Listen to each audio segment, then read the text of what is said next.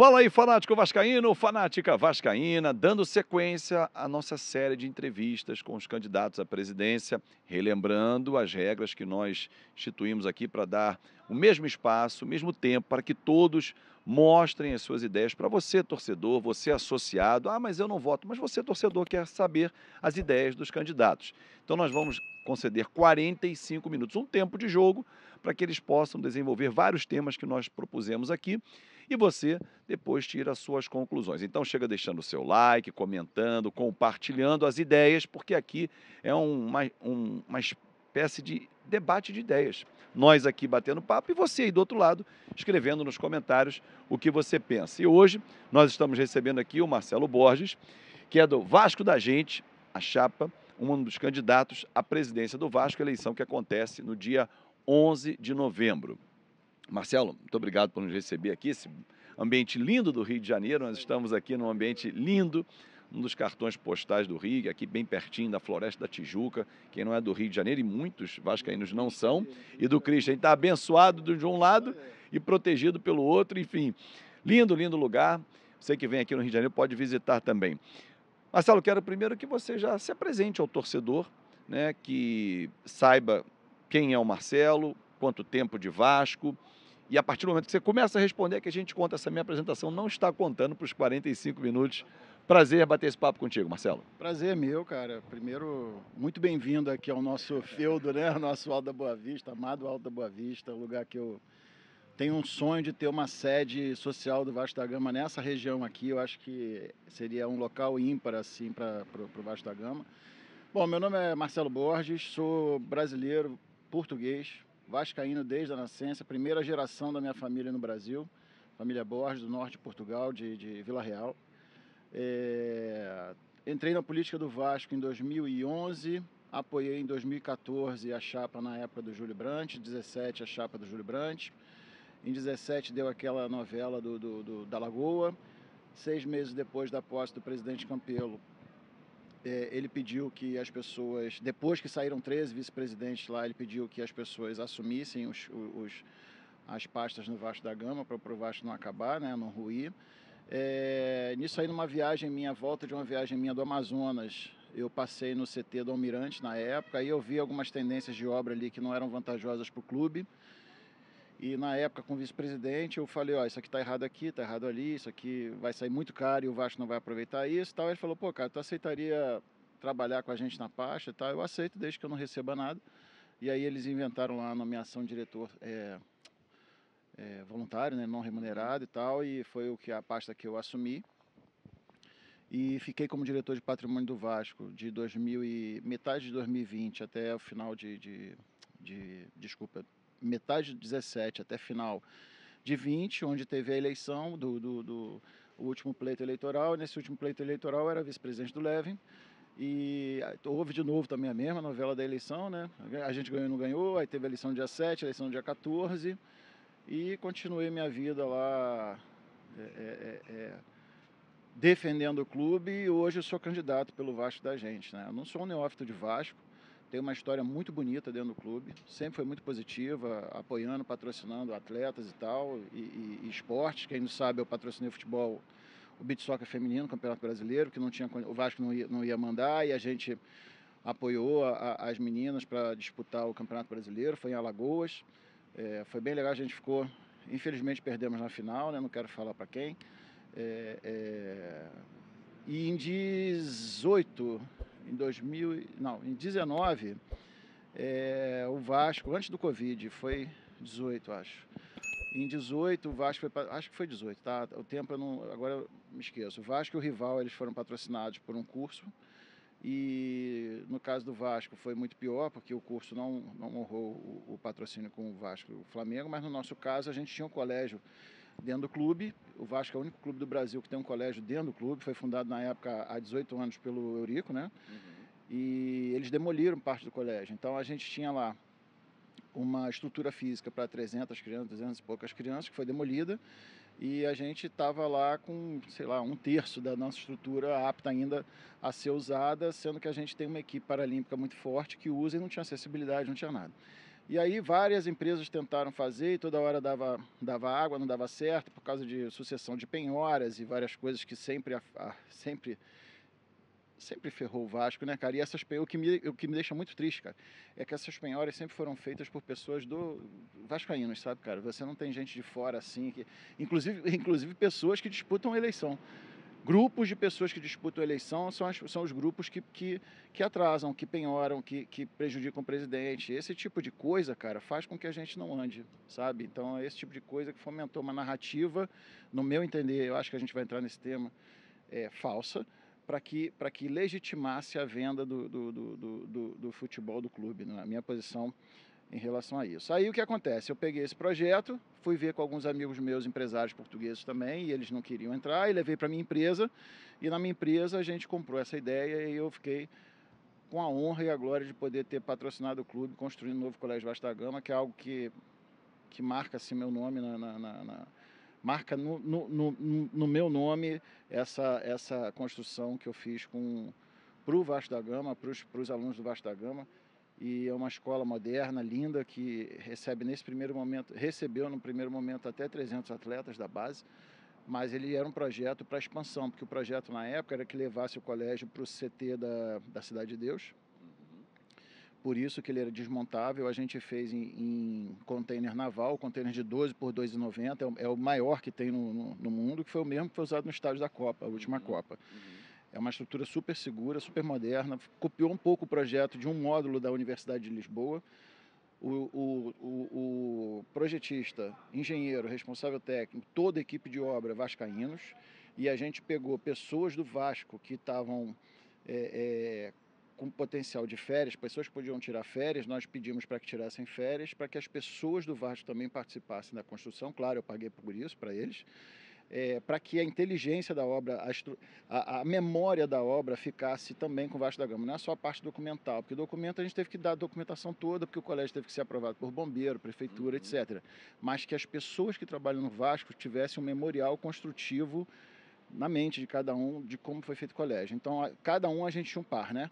O estrutural, a gente tinha um estrutural, o engenheiro, a gente tinha um engenheiro, o eletricista, a gente tinha um eletricista, entendeu? A equipe de pedreiro, vários tinham equipe de pedreiro, quem contou drywall, POS e tal, todos a gente tinha um irmão gêmeo, sabe? Que era para ficar a memória no Vasco da Gama. E aí, cara, essa é a minha vida no Vasco, e além de torcer igual um fanático vascaíno, sofri pra cacete no jogo passado, que porra...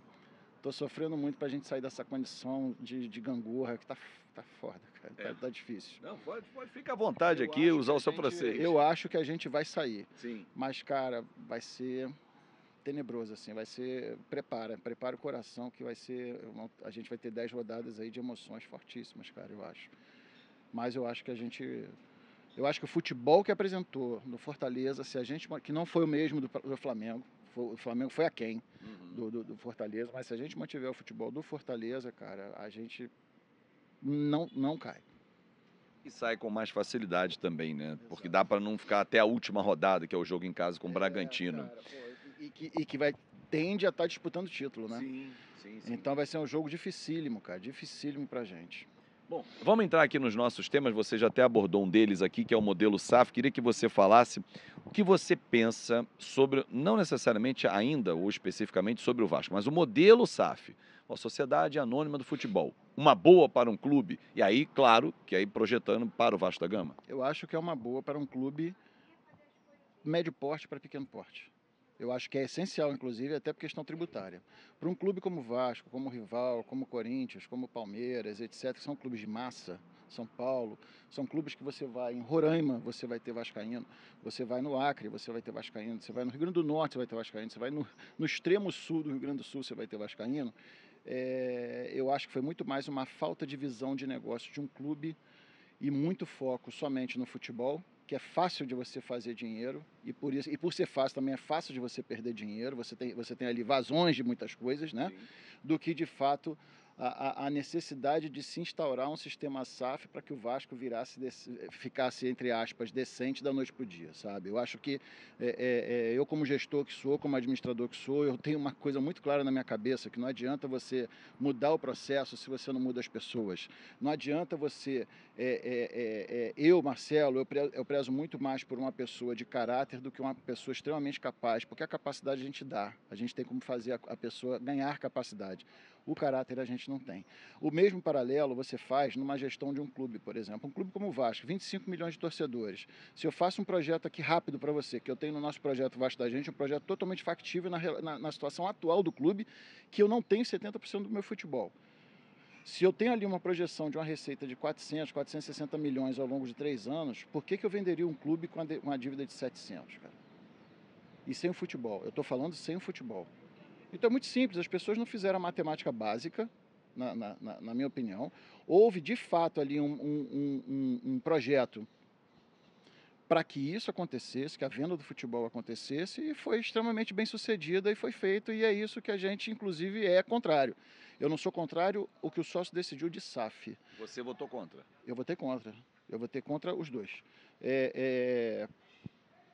Porque, de fato, eu não vejo o Vasco a necessidade de ser uma SAF. E no nosso projeto, www.vascodagente.com.br, você vê que não há necessidade disso. 150 mil sócios que o Vasco consegue com uma certa facilidade, tu está entendendo?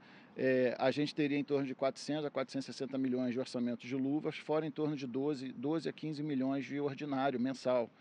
Eu não tenho por que ter uma SAF que isso que eu estou te projetando aqui, se bobear, dá mais 50% do que a SAF já adiantou, do que nós já teríamos como clube associativo. Porque a gente entrou hoje, em 2023, já com uma receita, um fluxo de 815 milhões da própria SAF. Se você tirar ali 240 mais 70, 310, a gente está falando ali em torno de 310, 505 milhões que entrou de adiantamento que o associativo já teria.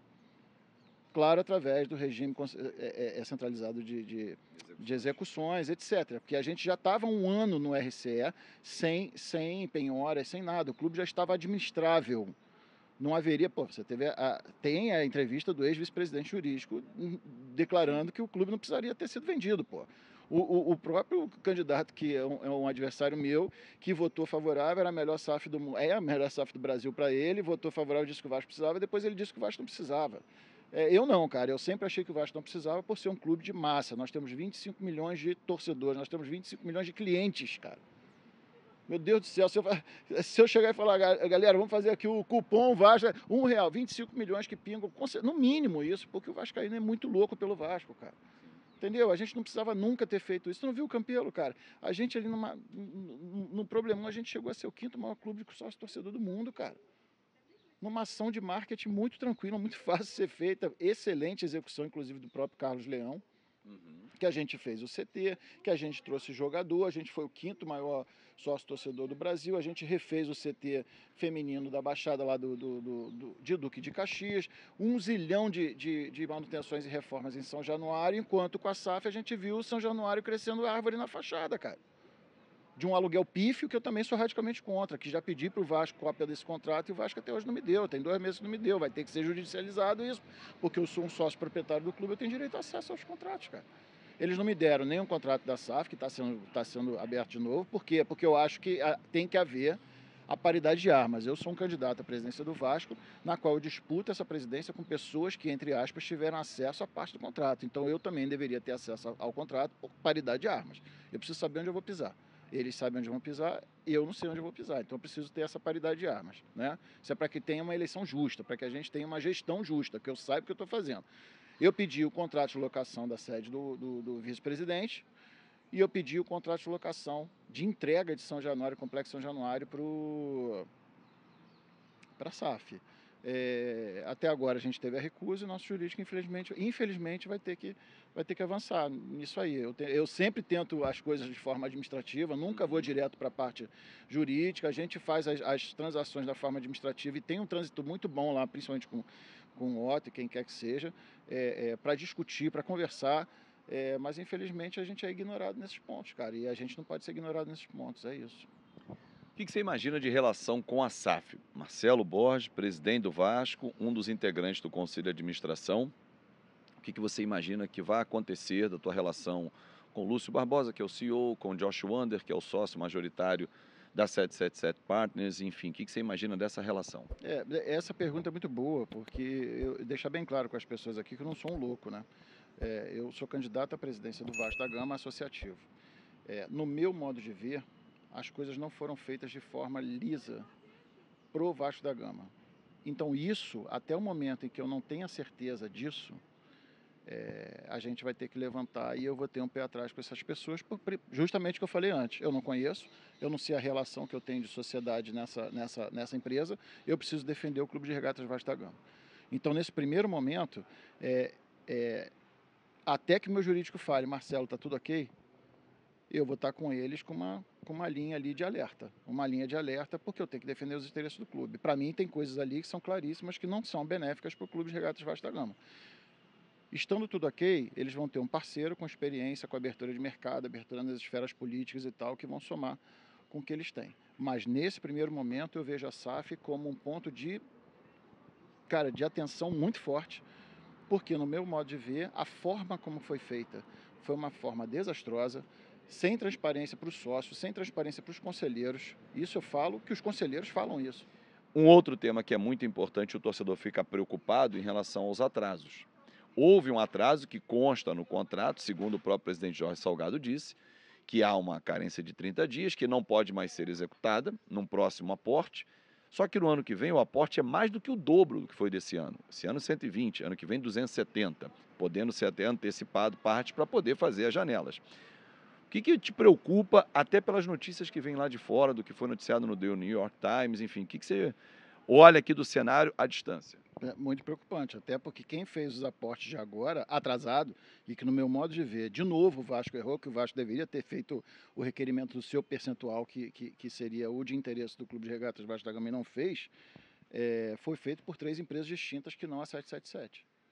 Então, um ponto que tem que ser colocado em questão aí é o seguinte: como é que entrou esse dinheiro no Clube de Regatas Vasco da Gama, na SAF? Como entrou isso? Porque eu posso muito bem amanhã dizer que isso foi um empréstimo. E eu, como Vasco Associativo, eu represento 30% desse risco, desse empréstimo de 7 milhões de euros, de dólares, o que foi de cada uma empresa dessa. Então, isso para mim é muito grave também. E isso também, vamos ver se o Conselho Fiscal só vai ter acesso a isso quando for fazer algum tipo de apresentação no Conselho, ou vai ser pego de surpresa de novo com os 2 empréstimos que tinham sido feitos e que ninguém sabia.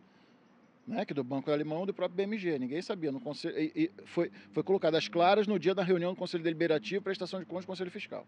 Vamos ver como é que vai ser a reação deles agora também em relação a esse aporte, de três aportes distintos, de empresas distintas, que não têm relação com a 777, como é que isso amanhã vai ser? Se vai configurar mesmo como um aporte da 777 na nossa contabilidade, ou com a forma que isso vai apresentar, porque não tem sentido, eu que não tem nada a ver com a tua relação comercial, chego e boto um dinheiro na tua conta, pô.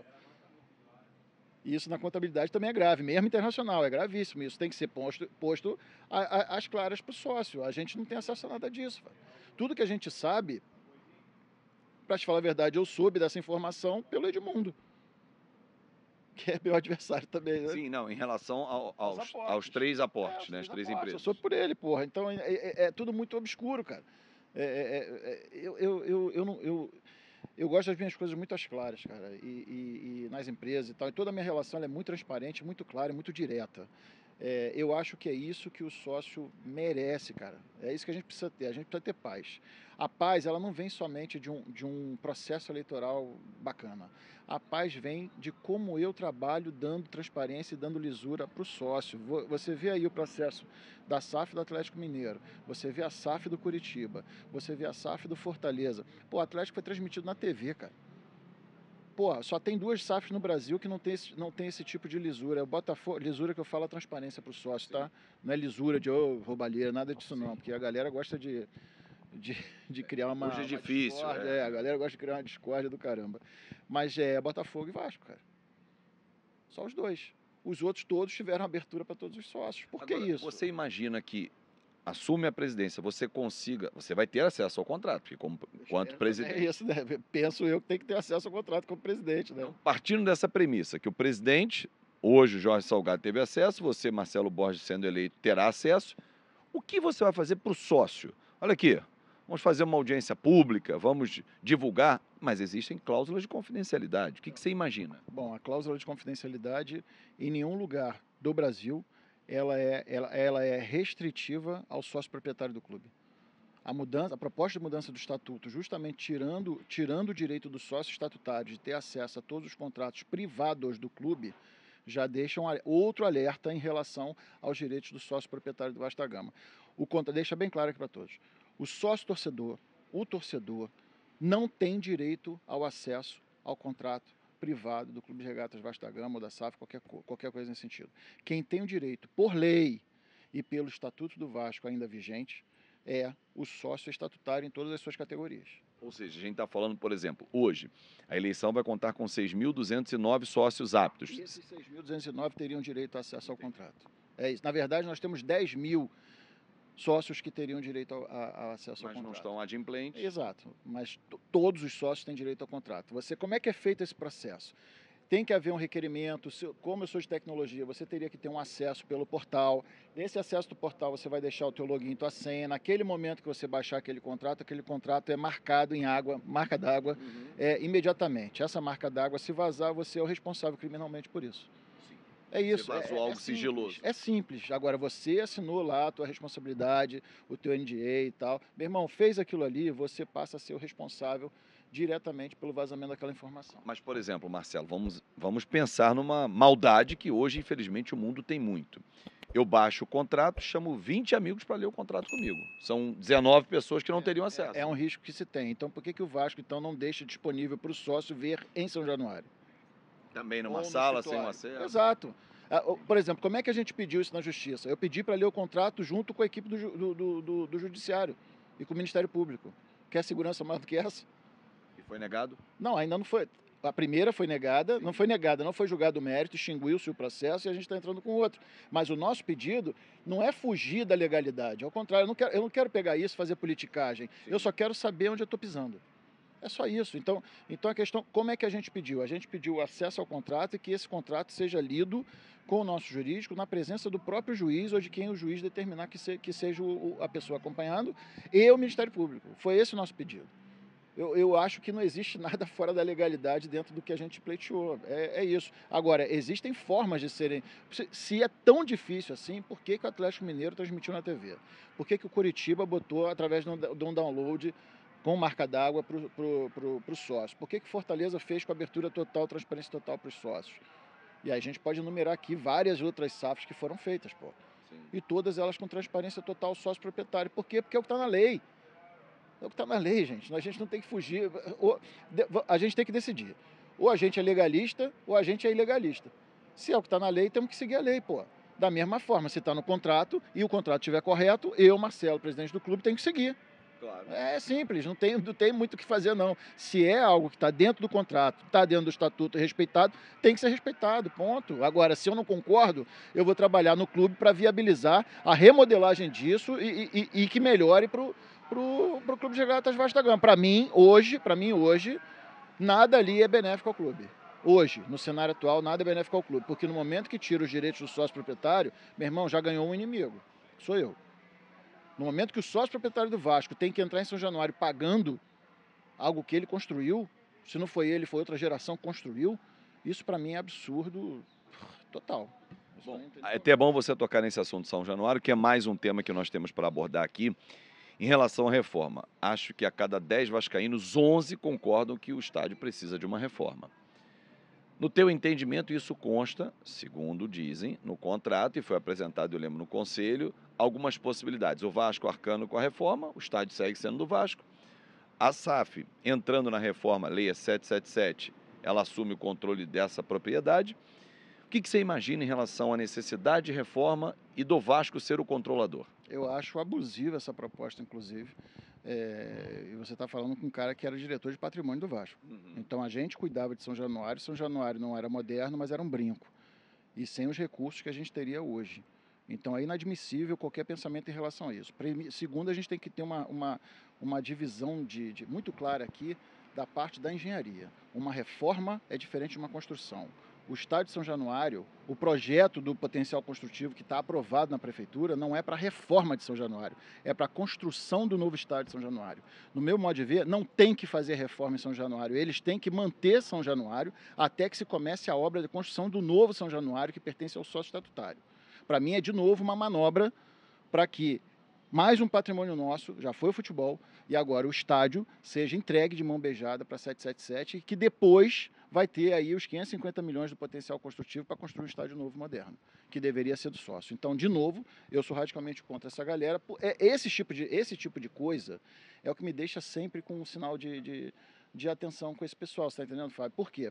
Porque a reforma, o que é uma reforma? O que seria uma reforma para vocês? É isso que a gente tem que pensar. Pintura é uma reforma? É uma reforma, né? Uma manutenção de fachada é uma reforma.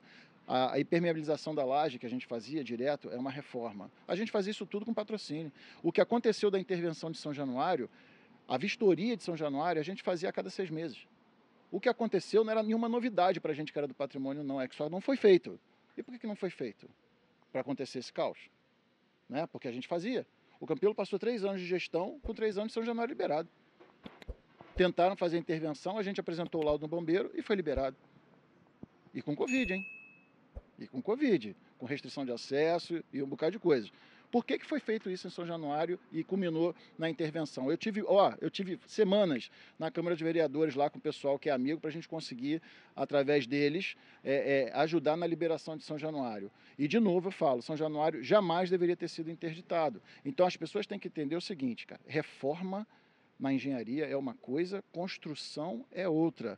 Não podemos endossar essa narrativa de que reformando São Januário, se a 777 custear a reforma, o estádio é entregue para a 777, quando a 777 não vai custear isso, a 777 ela vai aderir aos 550 milhões do potencial construtivo que já estão aprovados na prefeitura, que pertence ao Vasco da Gama Associativo. De novo, as pessoas precisam ter muita atenção nessa eleição desse ano, porque isso aqui é a gente pegar e entregar o nosso maior bem, que é São Januário, que vai ser usado 550 milhões, que também é nosso, não é da SAF, para depois a gente entregar de mão beijada à SAF um estádio de São Januário, com o nome do Vasco da Gama e construção moderna e tal, com dinheiro que foi feito da prefeitura, do potencial construtivo. Ou seja, para deixar claro aqui, Marcelo, quando a gente fala em construção de São Januário, não é construir um outro estádio em outro local. Não, é a demolição, tirando a fachada histórica, sim, é a demolição da ferradura e todo o entorno ali para construir um novo estádio de São Januário. Ou seja, no mesmo terreno, é isso. É porque o torcedor fala assim, mas o Marcelo quer construir um novo estádio. Não, torcedor.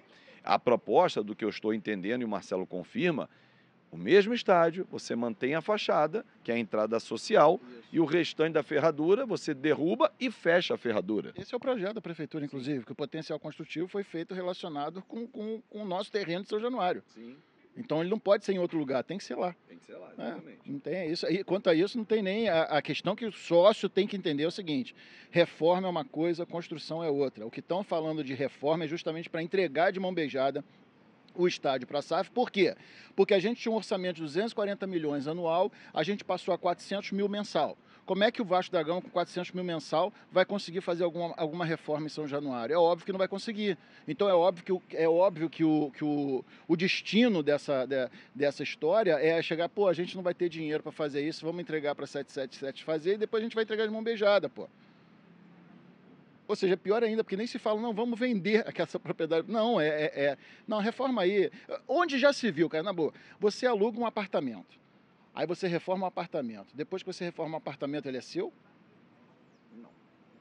Então, qual é a linha paralela que inventaram esse tipo de relação ao Vasco? Você concorda comigo, então, nesse momento, que esse contrato da SAF tem que ser bem estudado? Tem que ser bem analisado? Claro que sim. Porque isso é lesivo ao Vasco, Isso não é positivo para o Vasco. Isso é totalmente lesivo ao Vasco.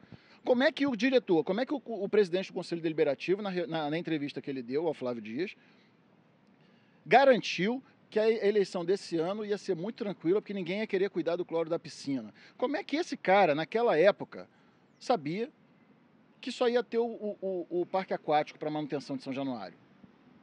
É estranho isso, não é? Mas ele não Isso é teria muito mais feito. pra SAF. Sim, mas ele não teria feito apenas uma analogia ou você acha que havia um conhecimento de algo? Óbvio que havia um conhecimento de algo. Quando eu falei no começo que as coisas foram muito bem planejadas, esse pessoal tentou planejar isso na gestão Campelo. Esse pessoal que abandonou o Campelo, que hoje está no Salgado, levou o CEO flamenguista para dentro de São Januário. E o Campelo recusou a contratação dele. O Luiz Melo já tentou entrar em São Januário no meado da gestão do Campelo. E foi banido, graças a Deus foi banido de lá naquela época. Então é muito claro que eles já tinham na cabeça essa entrega, a concessão, né? Concessão não, né? A doação do nosso complexo São Januário, deixando somente o parque aquático liberado. Como é que esse cara falou que ninguém ia querer cuidar do cloro da piscina, cara? Você está se referindo ao Carlos Fonseca? Lógico, é o presidente do Conselho Deliberativo. É ele que deu entrevista a Flávio Dias falando disso, pô. Então ele está muito enganado, porque a eleição está comendo solto, o couro está comendo, todo mundo ali, uma parte muito clara defendendo o lado da situação, o lado de composição, e eu defendendo os interesses do Clube de Regatas Vasco da Gama e do sócio, porque só eu estou bradando esse tipo de coisa. Eu duvido que você tenha entrevista alguém falando a mesma coisa que eu estou falando. Você acha que está pregando num deserto de ideias? Não, eu acho que eu estou pregando para o sócio do Vasco da Gama e para defender os interesses do sócio do Vasco da Gama. Nesse momento, talvez eu não tenha a aderência da minha defesa ao torcedor, ao sócio torcedor, etc. Mas lá na frente, a gente vencendo a eleição, eles vão ter a certeza do que eu estou falando aqui é o que era mais salutar para o clube, porque é a defesa e manutenção do Clube de Regatas Vasco da Gama. É isso que vai manter o Vasco da Gama vivo. Não é entregar o Vasco da Gama que vai manter ele vivo. Se a gente entrega o Vasco da Gama amanhã, você não sabe nem se você está torcendo para o Vasco da Gama. Essa é a verdade. O que eu defendo é um paralelo ao que é feito no Internacional, por exemplo. Um clube social forte. Um clube social forte, ele tem, no mínimo, equidade de negociação com a SAF. Dentro desse clube social forte, entram as sedes. Nós estamos falando de São Januário, é uma sede, Calabouço e Lagoa, que está sendo reformada pelos torcedores, né? Com uma iniciativa lá atrás do Zé Colmeia, que resolveu, passou, olhou, falou, não, isso aqui não pode, isso não é padrão Vasco. E, enfim, a obra segue até hoje. No padrão Vasco, né? O torcedor abraçando, como foi a construção de São Januário. O que você imagina para as sedes do Vasco? Bom, primeiro a gente tem que rever esse contrato de São Januário, trazer de novo para o Vasco Associativo, abrir de novo São Januário para o vascaíno, fazer as cobranças que têm que ser feitas. Não tem sentido o Vasco receber 83 mil de aluguel da SAF pelo complexo de São Januário e é alugado um dia de jogo para o Fluminense por 70 mil reais.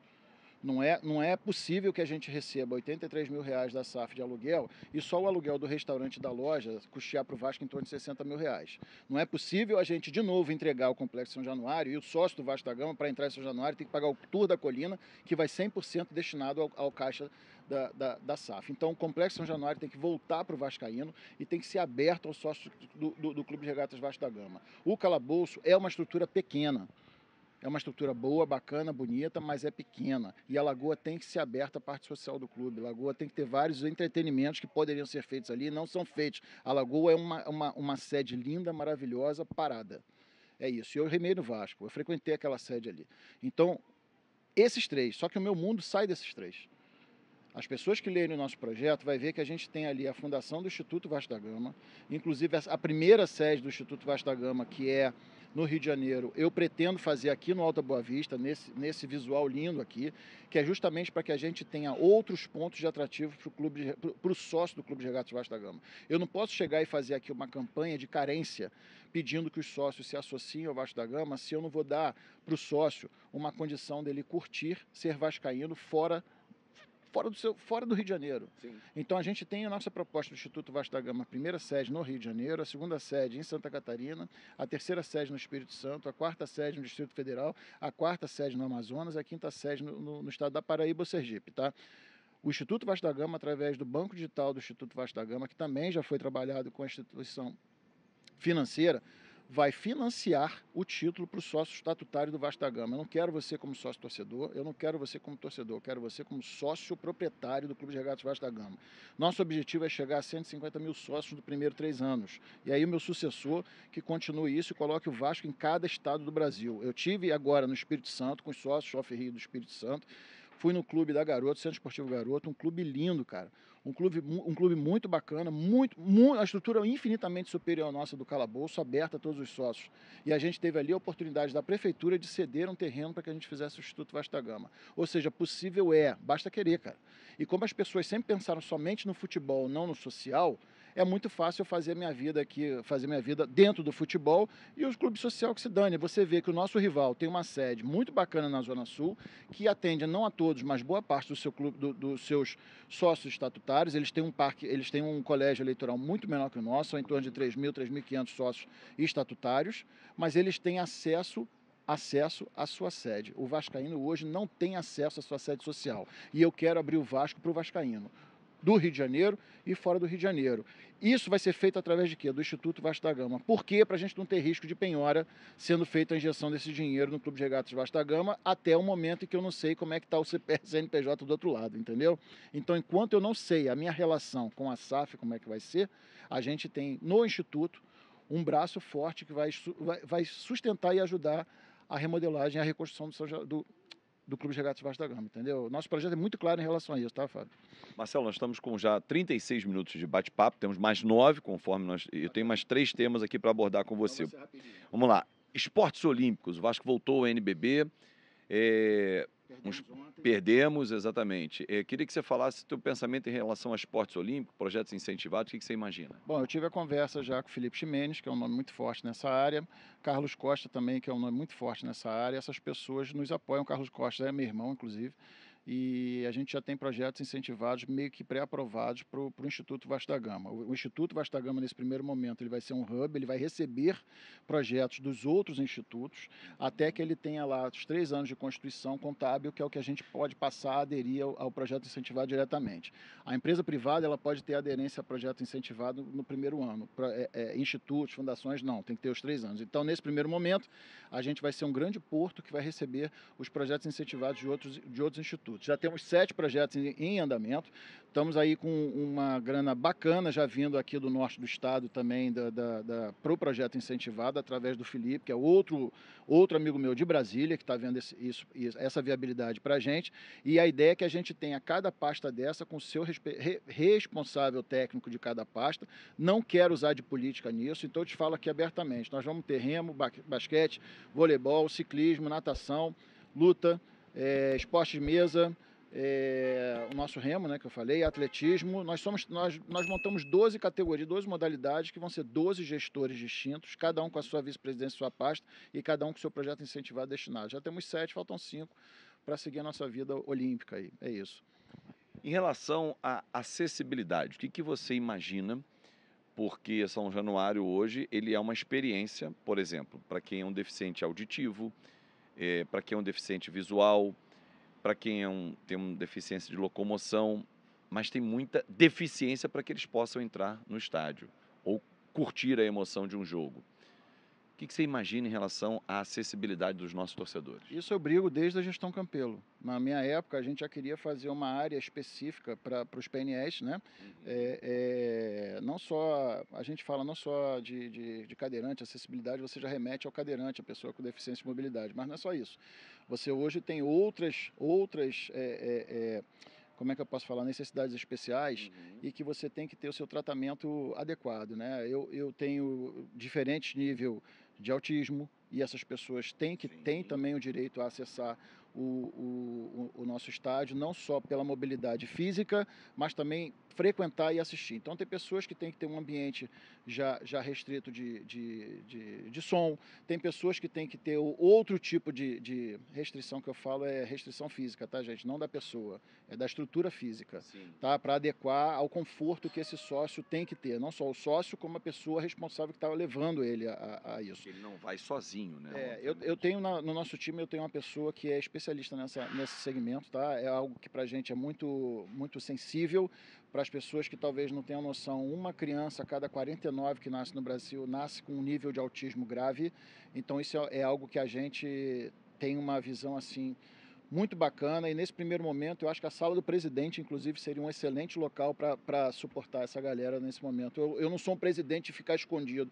Se eu for eleito, eu sou um presidente de estar no meio da galera, como eu sempre tive no meio da galera, você está entendendo? É isso. Se eu tiver mal, eu vou ser criticado na hora. Se eu tiver bem, eu vou ser elogiado na hora. Mas tem salas em São Januário que podem ser adequadas para que um portador de necessidades especiais possa assistir o jogo com conforto, com segurança, sabe? Eu tenho uma visão muito especial nesse tema, até porque eu tenho familiares que são portadores do autismo e a gente sabe a delicadeza, a dificuldade que é para os pais, para os responsáveis ter esse tipo. Estou falando de uma, Sim, né? sim, São sim, várias, sim. são várias. Eu acho que, acima de tudo, é uma experiência, né? Que a gente tem que Sim. dar conforto a eles. Exato. É uma grande, desculpa falar o que eu vou falar, mas é uma grande sacanagem. Se você for ver a nossa estratégia ali, a nossa estrutura para uma necessidade especial de um cadeirante, é ali na social ou na arquibancada, o cara na arquibancada ele vai ficar embaixo, não consegue ver nada porque todo mundo assiste perto. Sim. E nas sociais você tem uma rampinha de 40 centímetros que a pessoa fica ali sentada na sua cadeira e na sua cadeira ele não consegue ver nada também. Por quê? Porque todo mundo fica em pé na frente. Uhum. Então, já que a gente não tem, infelizmente, no Brasil, um nível de educação onde as pessoas respeitam essas pessoas que têm essa deficiência e abra para que essas pessoas tenham acesso ao jogo, então, nesse momento, a gente tem que fazer o quê? A gente tem que tratar de respeitar a deficiência dessa pessoa. Então, meu irmão, eu tenho que levar ele para cima. Como hoje, o único lugar em São Januário que tem o acesso ao elevador é a cabine dos repórteres ou a sala do presidente, nesse primeiro momento eleito, seria eles acessarem pela sala do presidente. O presidente tem que estar, inclusive, junto. Marcelo, faço questão de estar no meio da galera. Mas aquela sala lá, com ar-condicionado, com conforto, com isolamento, com altura, com acesso ao elevador, para mim seria o destino imediato até que a gente construa o novo estádio de São Januário, porque isso tem que estar contemplado no projeto, seria o local que essa galera ficaria ali, na minha gestão, nesse primeiro momento, entendeu? Quem sabe até numa construção, um camarote, né? Um espaço reservado, né? Se não for um camarote, um espaço amplo, reservado. É um espaço amplo, fechado, com vidro, sim. para que tenha menor sonoridade. Mesmo assim, eles às vezes até utilizam fones para poder isolar mais acusticamente o ambiente. Isso, geralmente é assim, e vou te falar, é uma estrutura muito fácil de ser feita, cara. Muito fácil de ser feita. Não é feita por falta de interesse, porque as pessoas de fato focam num tipo de como é que eu posso falar? Minorias, não, mas no caso, focam num tipo de público, quando na verdade a gente tem que focar em todos os públicos. Todos os públicos. O Vasco é inclusão. É exatamente isso. No momento que quando a gente criou o Vasco da gente, a gente criou o Vasco da gente num momento assim, extrovertido de vascaínos que estavam com o mesmo objetivo. E a gente falando nisso, a gente, pô, cara, o Vasco tem que ser isso, o Vasco tem que ser aquilo, o Vasco tem que ser, pô, a gente tem que voltar a ser o Vasco, que era o Vasco da gente. Aí pegou o nome, você tá entendendo? Sim. Então, quando pegou o nome, a gente falou, então beleza, para ser o Vasco da gente, a gente tem que ser de fato o Vasco da gente. E qual é o momento disso? A gente legitimar as inclusões.